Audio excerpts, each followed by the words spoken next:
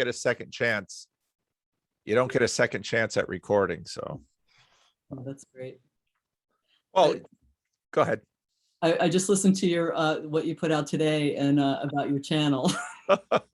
Yeah, I thought it was time to put something out because I regularly get comments about, what's this guy doing? So I thought, well, maybe this will help some people understand what I'm doing. No, I think it's a great idea. It's really, really great. Well, why don't you tell me a little bit about yourself? You've got all this stuff behind you. You almost got a pastor's office here. This is actually the book room. This is my husband doesn't have many vices, but one of them is collecting books, and so this is and these are generations of books. So he inherits books, and this is a bust of Einstein here that his grandfather made. The myth is that from life. So so we have a lot of books and a lot of art. Yeah. That's so cool. It's very cool. That is very cool. Some other time I'll have to tell you about his family, because it's really quite amazing. Talk about splitting during the war and things like that. Just really. Oh wow, you've whet my appetite already. He's actually taking a class at Columbia. He's on his way home right now because he wants to write his family history. And this part is about Turkey, and his grandfather on the other side had to leave Germany because he wrote anti-Nazi tracts. He was an economics professor. Wow. And he was jailed, and then the second time he was going to be put in jail, he went to Turkey, which was modernizing at the time. Yeah. And taught at the anyway. It's fascinating stories.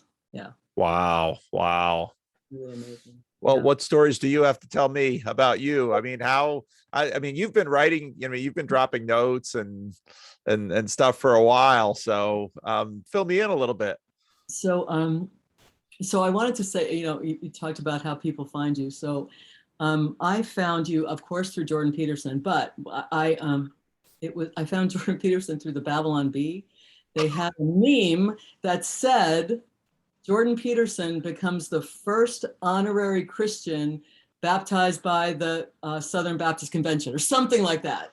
I couldn't find out who this guy is. And then after I listened to him for a lot of hours, and I was Googling around, Jordan Peterson and Christianity, and you popped up. So okay. Yeah, Okay. Good stuff. Well, why? So you found Jordan through the Babylon Bee. Why did you get interested in Peterson? I mean, what about him sort of grabbed you? Well, part of it is that it has a little bit to do with my faith journey. So maybe I'll tell you about that and how it works, because I really believe in some way psychology has to figure in this a lot, and I think he has very plain spoken ideas about how the world works and how relationships work. And so I just really resonated with him. But so I was raised in a Catholic family, and we were real Catholic. So we all went to Catholic school until I rebelled in high school, and went to public school with the pagans and stuff like that. I don't think I met people who weren't Catholic until just about till then. My father was a lector. He read at church, and my mom wasn't too involved with doing that kind of stuff. But we went to church every Sunday, and we did the whole Catholic thing until what is it? I don't know if it's Tim Keller or maybe C.S. Lewis, who says people fall away from Christianity when they want to start doing the stuff that you're not supposed to do. There's a lot of truth to that. So, that's when I fell away, and later in high school and then in college, and I got into a lot of stuff, drugs and drinking, and that whole thing, sex, drugs, and rock and roll, as they say. Yep. But I completed school. I'm a pharmacist, so okay. That was amazing. I stopped doing some of that stuff in the middle, but. When my professor handed me my diploma, I had to repeat a year, by the way. He said, I don't know how you did it. Hardly a ringing endorsement. Exactly. but the thing was that, years later when I said, I don't know that I should have this job, and a good friend of mine said, well, God must have wanted you to have this job because otherwise you wouldn't have had it. So I moved, I grew up in New Jersey, so that's another common link that we have. Where? In Scotch Plains is where I graduated from. So a little bit south of Patterson. It's Union County, I guess that's Bergen County. Okay. Right around Newark. So right around. Oh, okay. Yep. And I went to Rutgers. So okay. that was good. And then, but I at that point I joked because I think all my problems with that were that I was from New Jersey. So I graduated from college and I moved to first I did an internship on the Hopi Indian Reservation. Oh, wow. And then I moved to California, and there, what we say in the 12-step recovery is I hit my bottom out there, and while still working, not anything like that, but Wow. So I went. I'll tell you the real story. So I was living with this guy. And for my background, I didn't think it was a good idea. So I met, there was a guy that I had been roommates with. There were two guys and me. And one guy was a male exotic dancer. And the other guy was a born again Christian. Wow. Oh, man. So Tim Thomas, the born again Christian, if he ever hears this, he's a big part of my life, invited my boyfriend and I at the time to go to a sunrise service at Calvary Chapel on the pier in Huntington Beach. And I did. And I thought it was wonderful. And at that time, and then things started boiling, like this relationship wasn't going well, all this stuff. So I started going to Calvary Chapel, and but I would go on Monday nights, not on Sunday. And I would go on Monday nights, and they would have a band and all that kind of stuff. And as soon as whatever his name was started talking, I would leave, and all I would do is stay for the music and cry. Wow. And then someone there said to me, "I see you every week, and you always leave. What are you avoiding?" And I never went back. I'm avoiding you. I won't make this mistake twice. Yeah. No, but so and this is the roundabout way of talking about Jordan Peterson, because here I left that boyfriend. I was going to Calvary Chapel, and then I went, I can't remember, some other place. And I was trying to live a good life. But I couldn't stop drinking. And I was baptized in the Pacific Ocean at sunrise with the second worst hangover I ever had. And I didn't know what was wrong, so part of it, what that was wrong is that I need to get sober. So that was what I needed to do. But it also,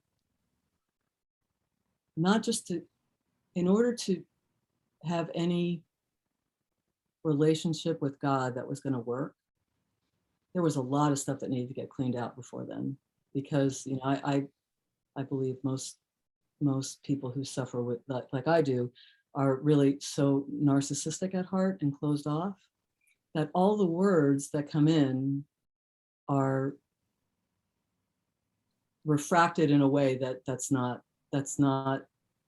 helpful. Mm-hmm. So either they're too harsh, or they're too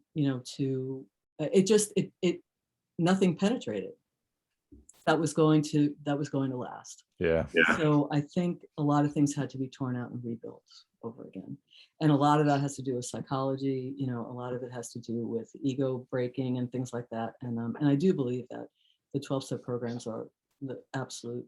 If you want it, it's all there. Yeah. So that's spiritual kindergarten for me, because I couldn't, I would go off on wild tangents at church, like I have to, I have to quit my job and do this, or, no, I have to be, I have to be my life, you know. Anyway, so I went to a mega church, one of the earliest mega churches in the late 80s. And then I met my husband as a result of doing all this wonderful stuff. And I hope he never hears this, because it was a bit of missionary dating. And you said that churches would be empty without missionary dating. There's a lot of truth to that. Really cleared up a lot of guilt that I had. There's a lot of truth to that. There's a fair amount of missionary dating, and the pastors are always saying, "Don't do it." Don't do it. Yeah. But well, the truth is it's okay. The truth is that my husband is a better person than I am, and he's a more moral person than I am, and and it's amazing. So we left California because he wanted to finish his training back here, and we're in Connecticut.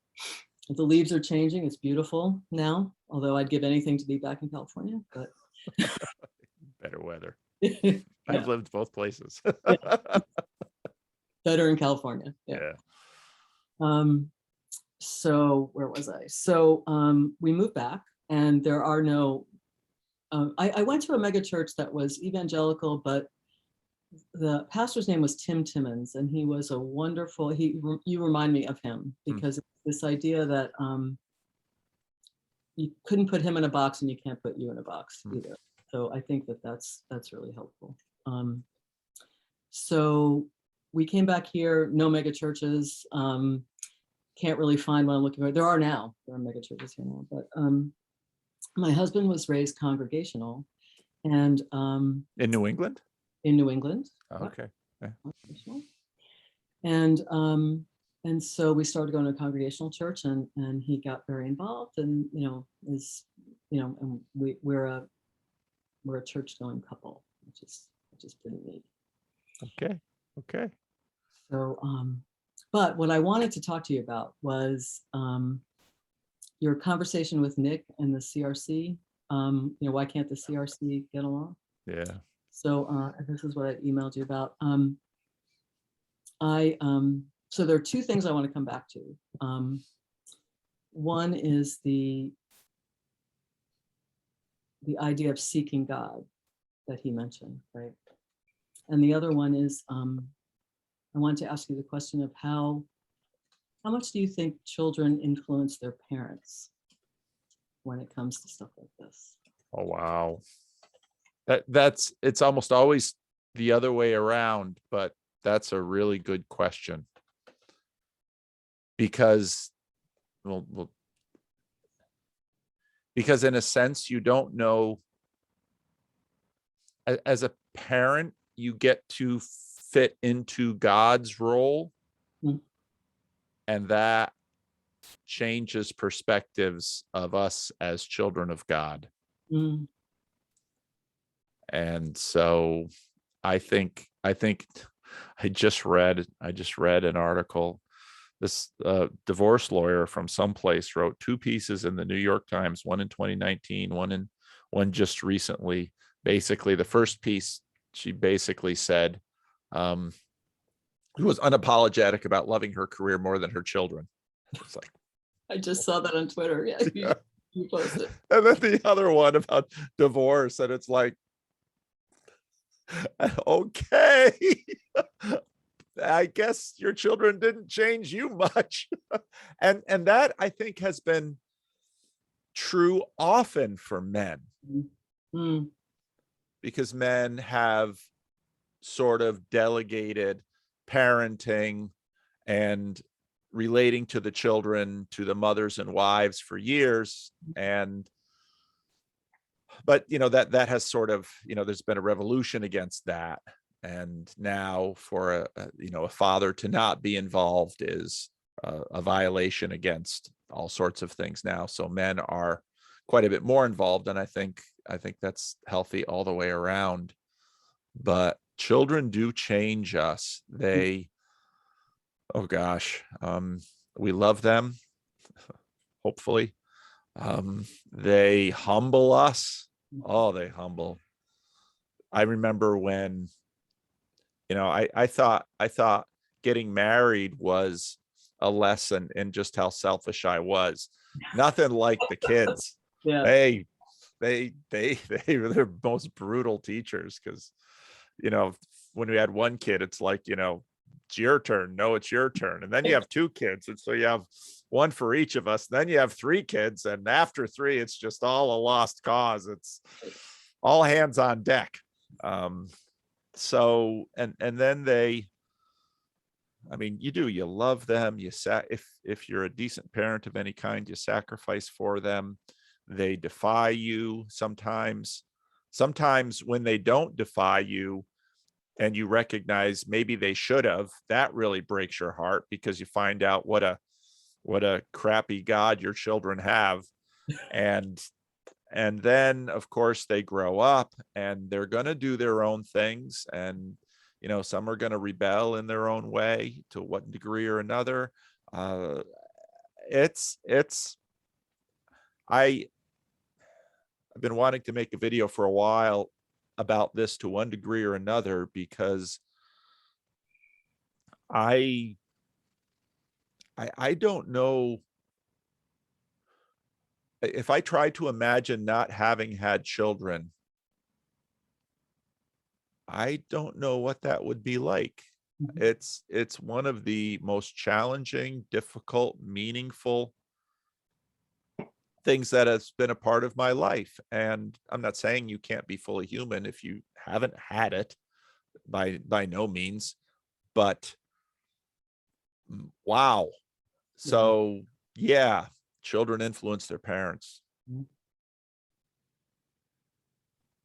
Yeah, I was thinking, I mean, I know my daughter's influenced me, it changed my life really dramatically. But I was thinking of, I was telling you all those wild stories about my youth, and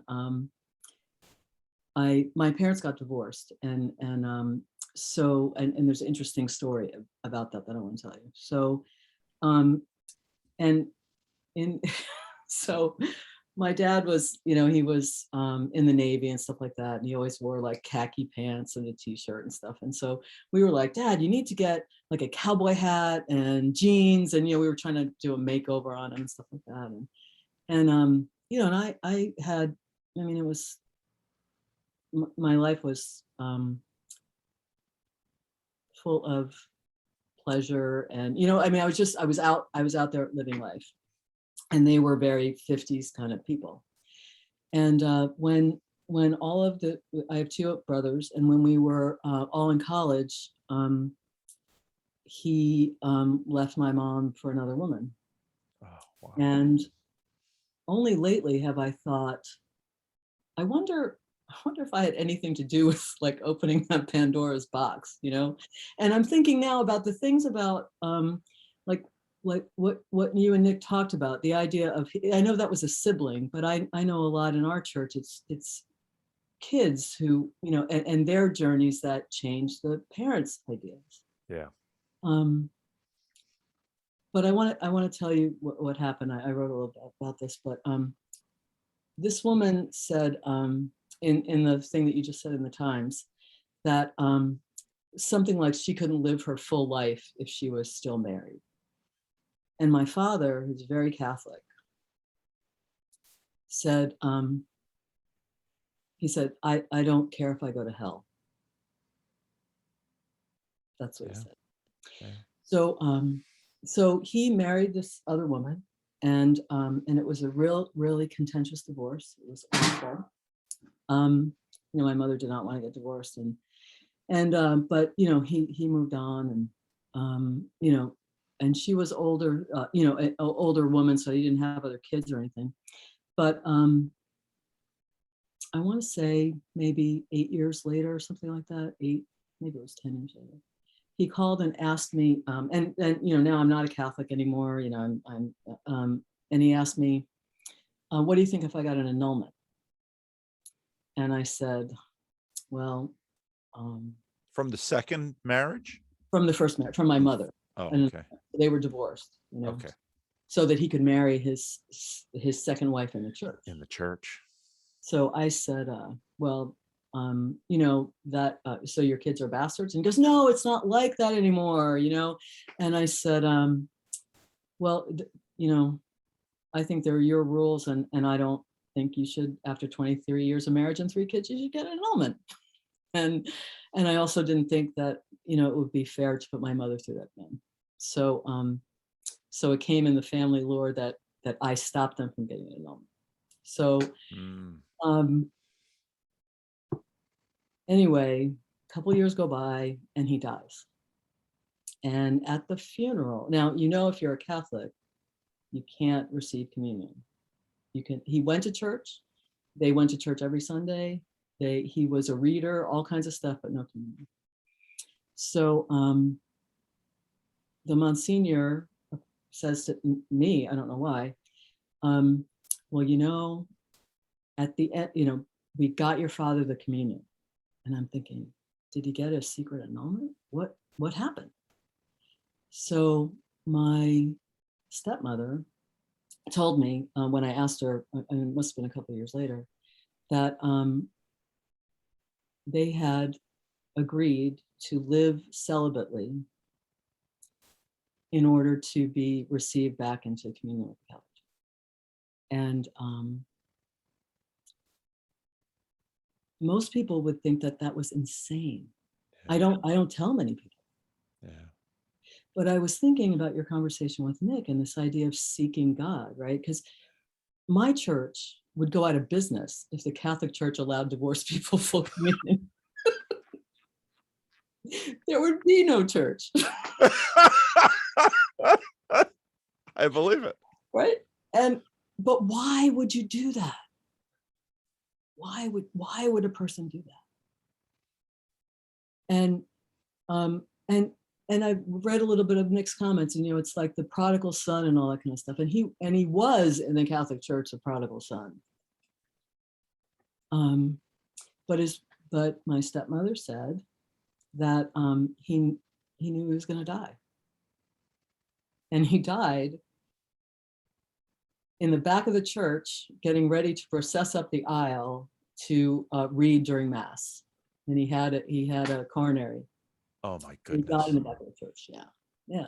So yeah. So would I do that? No, I didn't even go to that church. Yeah.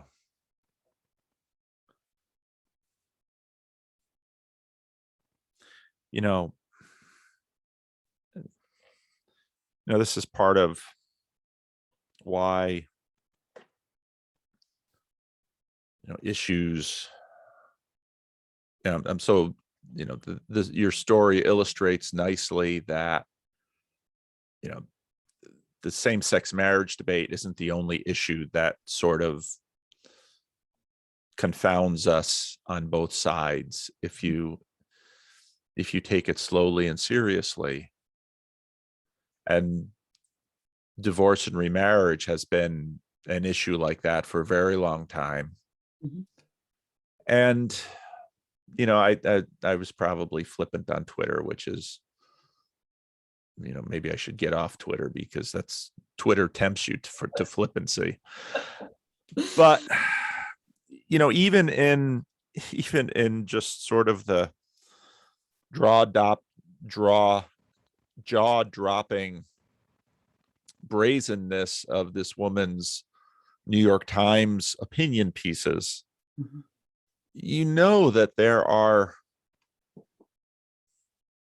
Well, I think your story of your father's story is one like this, and I've seen stories not identical to it, but analogous in some ways, of deeply believing people, violating serious tenets of their faith and persevering still, Mm-hmm. and are finding themselves in situations and traps that they in one way they'll have to sin in one direction or the other. Mm-hmm. Mm-hmm. And so they choose. Mhm. and and then to and then to seek God and aspire once again to faithfulness, even though you've taken a road that appears to lead to perdition. Mhm. And these things happen around us. We see them. And if we have eyes to see them, and we only see them in people who, as your story nicely illustrated, seek God with all their hearts, even as sinners. And I see I did an interview with a guy just recently, it'll be out in a little while, I guess, about homeless people. And I see this all the time with the homeless people who have serious problems, mental illness, serious, they do not maintain sobriety at all. And often it doesn't look like they're even trying. But if you sit down with them and listen to them, part of them hungers and thirsts for righteousness. And you just can't imagine they will ever see it in this world. That's a powerful story of your father. What did your mother make of this? I haven't told her. Well, no, I haven't told her. She Is died she very still alive? no, no, No. they're both gone. I haven't told my brothers or anyone. It seemed so personal. Yeah. And and what's interesting now is that while not having a relationship with my stepmother, it's a cordial relationship. I'm um, I'm now in charge of her health care and finances and things like that. It's really, really interesting. My the divorce is very bad, and my mother really pushed us to take sides, and we were adults. We were in college, and it Yeah. was awful. Um, so so yeah, I almost think that you can't even figure this stuff out until you've lived a long time, and then you can't even figure it out. Yeah. Just yeah. Ignorance breeds a sort of clarity that unfortunately is handed a megaphone too many times in this world, Yeah. partly because right now megaphones are so abundantly available to anyone with a social media account. Exactly. Exactly. Oh, and even just the psychology of even just the psychology of an affair and a betrayal. And they often talk about marriages being, they're basically a mysterious country only of two. And even the two that are in it by no means understand it. I mean, I've been Yeah. married 33 years, and it's amazing sometimes how even couples who have been married for a very long time just continue to surprise and confound and bewilder each other. But I see couples of 60 plus years doing it. I I hope to be among that. I mean, I'm not going to live that long because I got married later, but I hope that that's the case because Yeah, and I keep getting surprised, yeah, which is amazing. Another thing about my husband, we have his sister is schizophrenic, and he is well, we're both, but he's been her conservator since his mom died, and and that's it's tough. And but she's he keeps a roof over her head and all kinds of stuff. It's great. She doesn't live with us, and thank God she doesn't do drugs or anything like that. But it's tough. It's really tough. yeah. There And was a woman in this church who she was here before I got here, and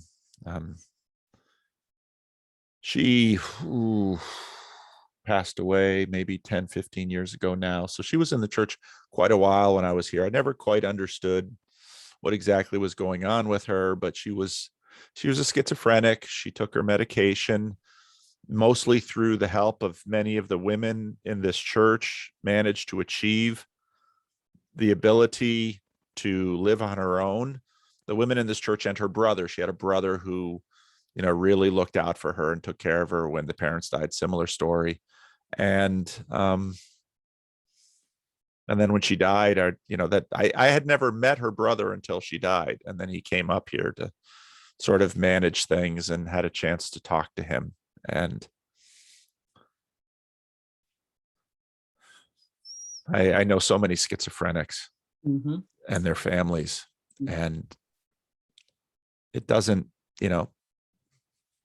again, there's so much in this world that, for all of the pretense of our power and our ability to somehow fix things, there's just abundant examples that It's, we can't and we don't.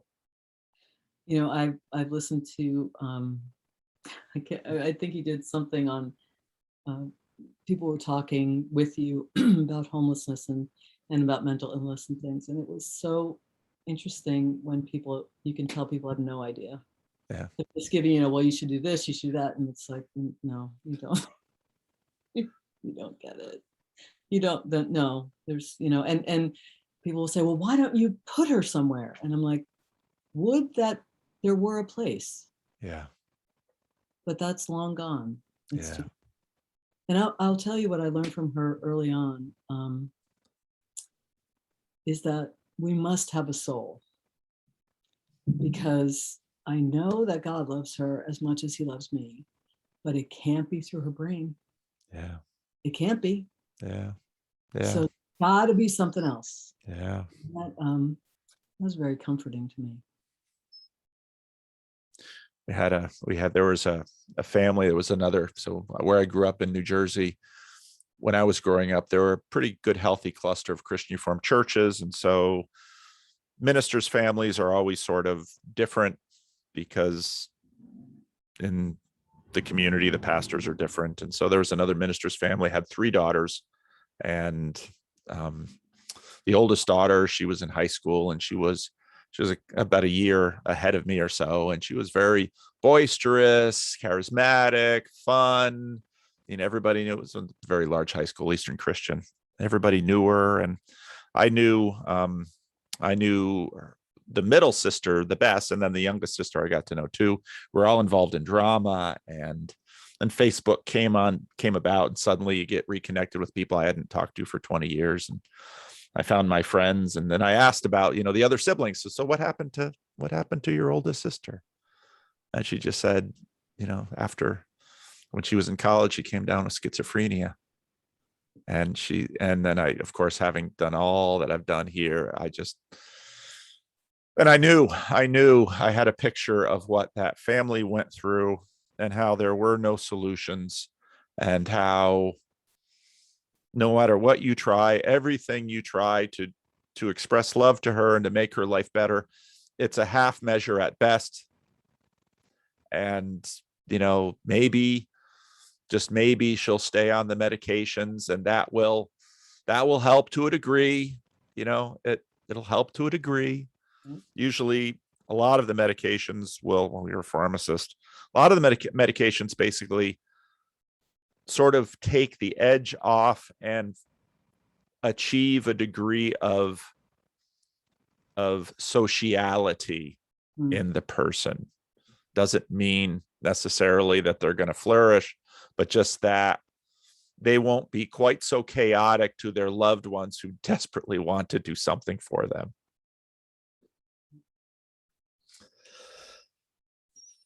And Yeah, schizophrenia can sometimes be just such a totalizing disability.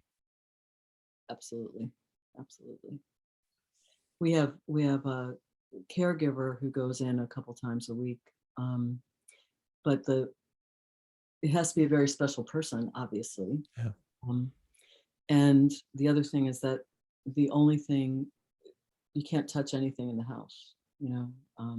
The only thing we want is for people to be in touch with her and take her shopping, and because it can't, trying to make things better makes things worse a lot of Yeah. times.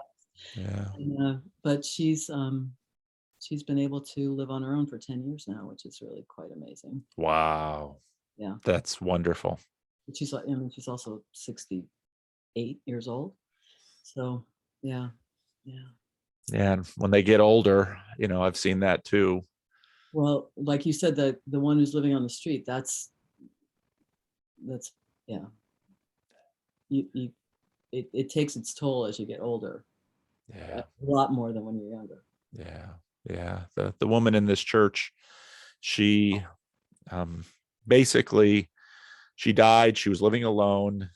She she had to take her medication just sort of in the right way, otherwise certain side effects would come up.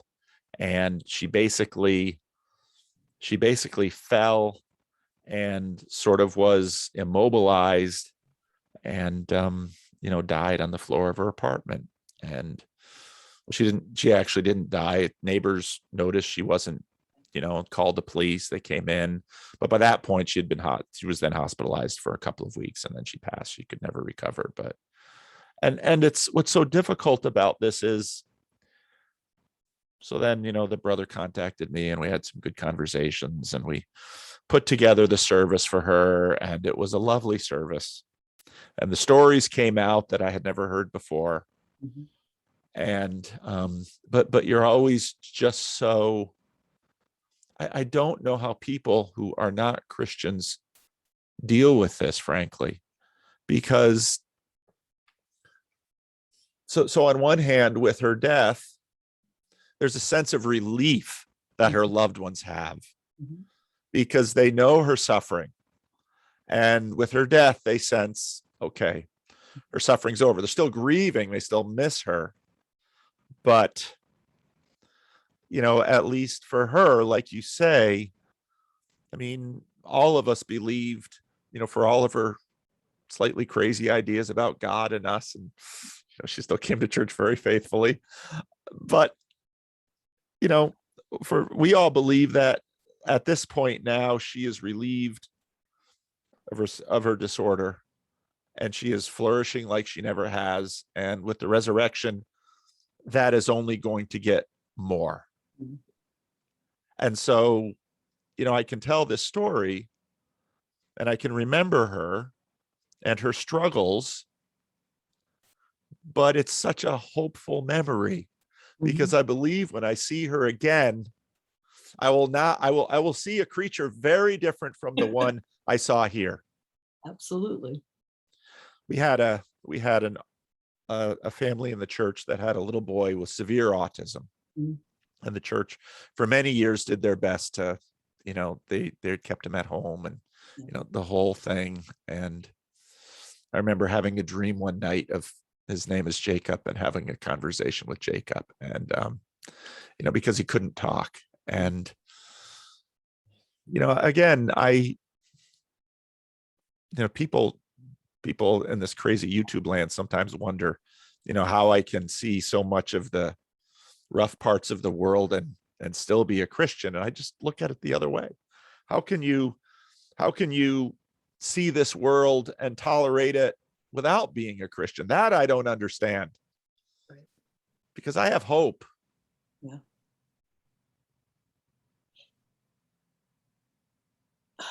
I if there's one part about being a Catholic that I miss, it's Catholic funerals, Hmm. because they're all about um, the resurrection and what is to come. And if there's one thing about at least the church I'm going to now, I don't want to badmouth it. I've written to you that you're the one who keeps me in my church. What I love is that to be a part of it, and that's and I am. I've been here, been here 27 years, and I've done a lot of things in the church. But we're, as you know, we're the very liberal denomination. We might be the most liberal denomination, but my church is a conservative enclave in that, although that's breaking apart now. Yeah. And I would go with almost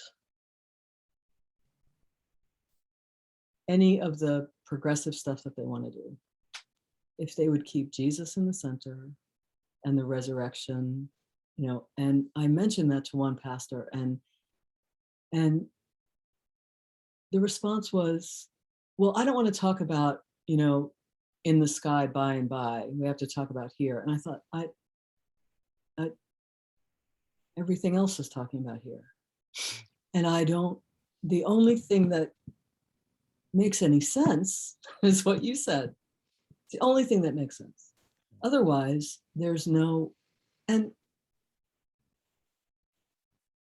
when you see progress, you don't know what that progress is going to lead, just like Chesterton's fence, right? You don't know. Yeah. And the best intentions of all that, without Jesus and the resurrection, however that you're saved, or however that works out, that's the point that's missing for me in all of this discussion. Yeah. I guess part of what I learned, right after seminary, my wife and I went to the Dominican Republic, and I spent 6 years there working with Haitians. And part of what I learned there was all of our best intentioned efforts fall so far short. And I'm blessed to be able to live and work my whole life in contexts where, in some ways, the deceptions of all of our solutions are exposed as, if this is what we got, praise God for it, Right, praise God for it. But absolutely. it's, I do believe that we are meant, and this world is meant for so much more. Mm-hmm.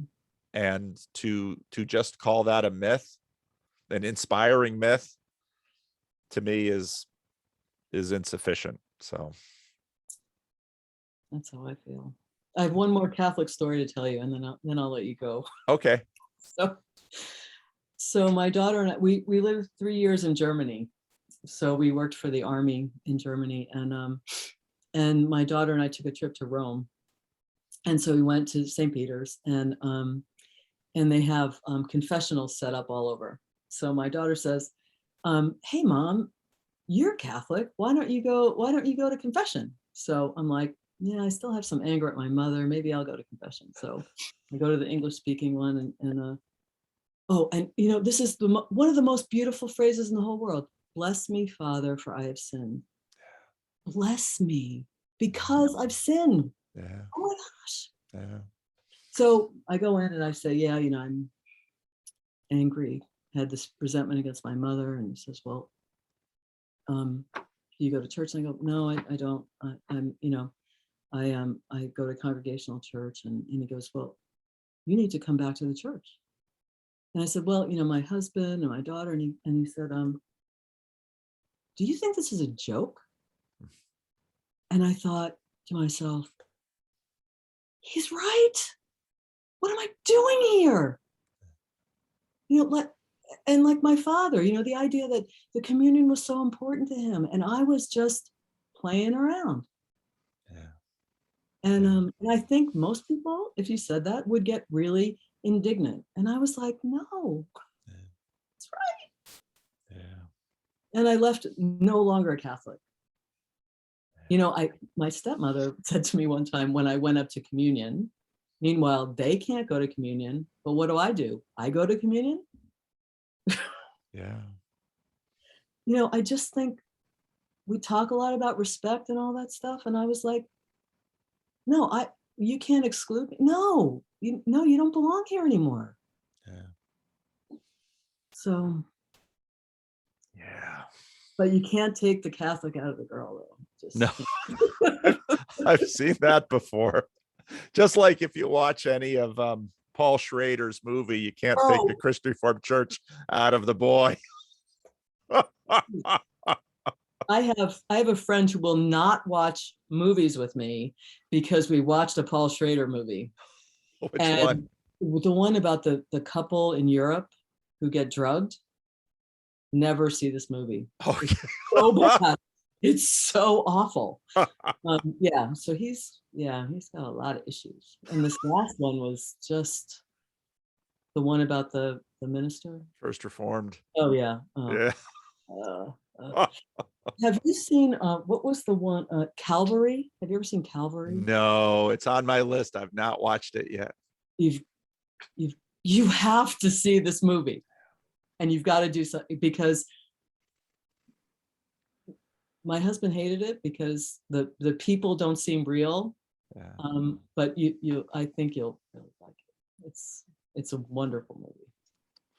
It's on the list. It comes up, and one of these times I No, have to watch it. I have to. I most of my media viewing is if I can't find another family member to agree to something, it almost doesn't get watched. So yeah. that's how I wind up watching Bachelor in Paradise and things Well, like this, which is yeah. it's cultural literacy. Absolutely. Absolutely. If it wasn't for my daughter, I wouldn't know anything about TikTok. So That's right. That's right. yeah. Well, Anne, this was certainly a treat. I will send you the link to this video and you can look at it and you can show it to anyone you want. If you'd like me to share it, I'd be happy to share it. If you don't want to do anything with it, that's fine too. I will let you know. That's the routine. Okay. Well, Thanks for your time, Paul. I just, you're amazing, and I want you to know that you really you have made me. I'm a very poor Christian, but you've made me a better Christian. So I appreciate that. thank you. That means a lot to me. Take care. Bye-bye.